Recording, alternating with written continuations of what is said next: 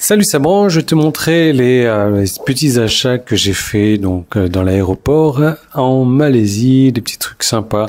Et je suis vraiment content, je suis vraiment satisfait. Je veux te parler également d'un truc, je n'arrive pas à comprendre comment les gens font pour faire du business de cette manière en Thaïlande. C'est un truc qui me dépasse complètement.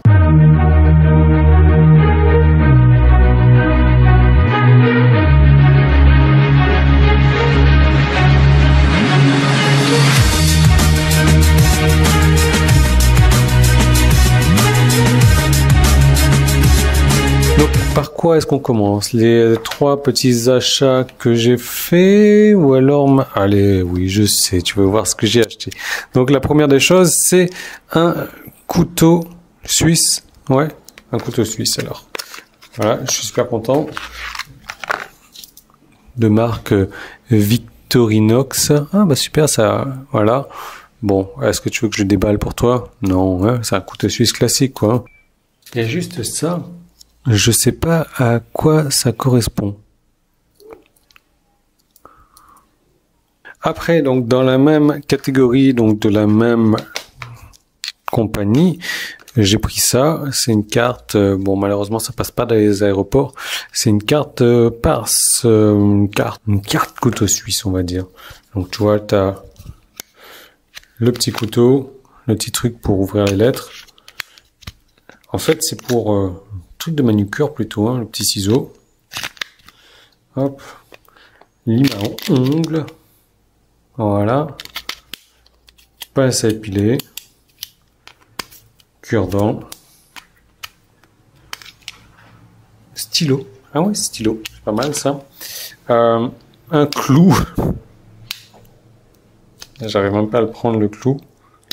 Pourquoi un clou? J'en ai aucune idée. Voilà, ça fait règle en centimètres et en pouces également. Donc, je suis vraiment satisfait de ça. Est-ce que je vais l'utiliser? Je sais pas. Achat émotionnel. Mais je crois que le pire des achats émotionnels, c'est celui-ci. Un stylo. Alors, c'est pas n'importe quel stylo, bien entendu. Donc, tu vois déjà, tu as 2 mines de rechange ici. Mais c'est un stylo qui fait... Voilà, qui fait laser pointeur, mais bien plus que ça. Il y a un truc qui m'a toujours manqué et je suis content d'en avoir trouvé, même si aujourd'hui, en 2018, on n'en a plus l'intérêt. C'est une clé USB. Ah oui, je sais, c'est complètement débile, mais ça fait longtemps que j'ai plus de clé USB et donc je suis super content d'avoir trouvé un stylo qui écrit,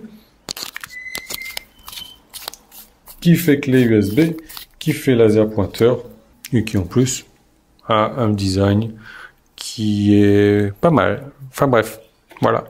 Donc, mes petits achats de la semaine. Donc, en parlant d'achats, je te disais, il y a un truc, je comprends pas comment est-ce qu'ils font en Thaïlande pour faire du business, mais tu vois, t'as des vendeurs qui sont situés dans la même rue et ils vendent tous la même chose. Tu vois, là, il y a le mec dans cette rue-là qui démarre ici, il vend des bananes, t'as le vendeur à côté, il vend des bananes, lui, il vend des bananes, il vend des bananes, il vend des bananes, il vend des bananes. Alors, bien évidemment, est-ce que c'est le même vendeur? Ce serait logique que ça soit le même vendeur qui se fasse concurrence à lui-même.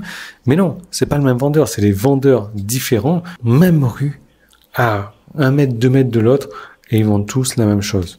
Alors, comment est-ce qu'on fait pour faire du business de cette manière-là? Enfin, je veux dire, la densité de la population est telle que il n'y a pas assez de bananes pour toute la population, donc du coup, ils sont obligés d'avoir 20 marchands de bananes à côté les uns des autres. Je comprends pas. Et ça m'avait choqué la première fois que j'étais parti à Madagascar, même rue. Enfin, pareil, dans une rue, t'as les vendeurs qui vendent tous la même chose. Quand tu vas donc au marché donc de Chatuchak, c'est un grand marché couvert, ou alors à MBK, à MBK c'est pire, quoi. T'as un étage, ils te vendent que de l'électronique. Et tous les vendeurs te vendent de l'électronique, le même électronique, des coques pour ton téléphone, ce genre de trucs-là, ils ont tous les mêmes articles. Comment est-ce qu'ils font pour faire du business? J'en ai aucune idée. Il n'y a personne qui se démarque là-dedans, quoi. C'est un truc, ça reste un mystère pour moi. J'ai un autre mystère aussi pour moi en Thaïlande.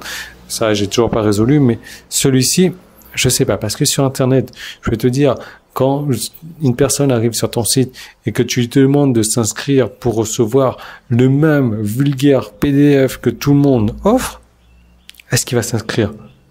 Il y a des fortes chances que non. Sauf s'il a vu personne de tes concurrents avant et qu'il arrive, qu'il dit ok, je veux m'inscrire parce que c'est toi le premier qui l'a vu.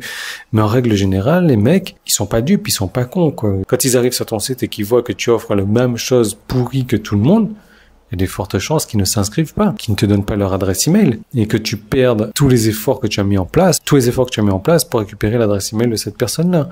Parce que l'incitation de passer à l'action, parce que la chose que tu donnes n'a pas assez de valeur, c'est la même chose qu'offre tout le monde. Donc voilà, il n'y a aucun intérêt pour cette personne-là de venir s'inscrire chez toi si tu fais la même chose que tout le monde. Donc moi, évidemment, comment je fais les choses, ça fait longtemps que je te répète, il faut arrêter de faire la même chose que tout le monde. Et en arrêtant de faire la même chose que tout le monde, j'ai réussi à avoir 28 227 inscrits en 48 heures. Et j'ai décidé de te montrer comment est-ce que j'ai fait, tout simplement en cliquant sur un bouton qui est sur la page en haut ou celui qui est en bas, à toi de choisir, ou le petit i qui est là, c'était sur YouTube, ou le premier lien qui est dans la description. Je t'envoie vers une deuxième vidéo où je te parle de cette technique que j'ai mise en place, une technique qui aujourd'hui n'existe pas, il y a personne d'autre ou pas grand monde qui le fait, en tout cas sur le marché français. Ça marche très très bien pour capturer les adresses email et honnêtement, entre toi et moi, si tu n'as pas l'intention de capturer les adresses email sur des personnes qui viennent te voir sur Internet, qui viennent sur ton site ou autre, arrête de faire du business. C'est même pas la peine de te lancer sur du business Internet si tu ne veux pas capturer les adresses email. C'est le B.A.-ba, c'est le truc de base, quoi. Et un autorépondeur, je vais te dire, ça coûte 10-15 euros par mois, quoi. Donc, c'est un investissement de faible coût qui peut te rapporter énormément quand tu sais ce qu'il faut faire. Et je te montre ce qu'il faut faire après pour capturer les adresses email. Donc, tu cliques et je te retrouve de l'autre côté.